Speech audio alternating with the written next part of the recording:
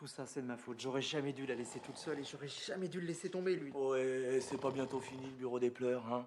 C'est pas en pleurnichant qu'elle va revenir, ta gonzesse, hein.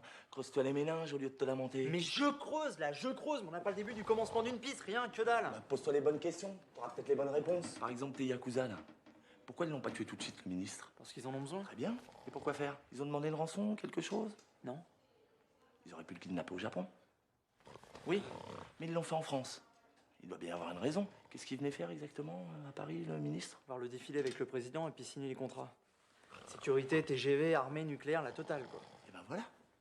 Peut-être qu'ils veulent l'empêcher de signer les contrats. Mais non, économiquement, c'est vachement bien pour le Japon. Pourquoi il ferait une chose pareille? Votre ami a raison. Yuki Tsumoto veut empêcher ses contrats d'être signés. Oh, mais je vous connais, vous. Vous étiez pas hôtesse de l'air avant d'être infirmière? Je m'appelle Yuli. Je fais partie de la protection rapprochée du ministre et j'appartiens au contre-espionnage japonais. C'est marrant, ça, parce que moi aussi, je suis... Émilien, la police nationale de Marseille. Et ça, c'est Daniel, il est... Stagiaire, j'apprends à régresser pour être au niveau. C'est malin, ça. C'est quoi ce Yuki Tsumoto dont vous parlez? Un yakuza. Il règne sur le nord du Japon. Il est très puissant et très conservateur. Il ne veut ni avion, ni TGV, ni centrale, pas même de touristes. Mais devant l'insistance de la France à vendre à tout prix, il a décidé de prendre des mesures. Et non seulement le ministre ne signera pas de contrat, mais la France ne signera plus jamais de contrat avec le Japon. Tsumoto a envoyé 2 maîtres, spécialistes du conditionnement et du travail hypnotique. Ils vont conditionner le ministre qui, le moment venu, probablement dans la tribune, prendra n'importe quelle arme et tuera au hasard. Peut-être même le président.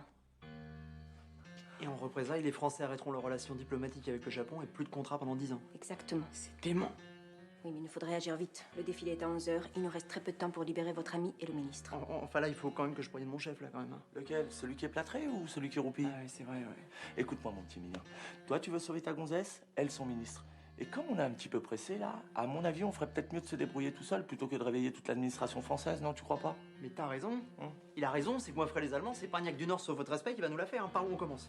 Par le début, avez-vous un moyen technologique pour les localiser dans Paris? Absolument aucun. Sans problème, c'est un jeu d'enfant.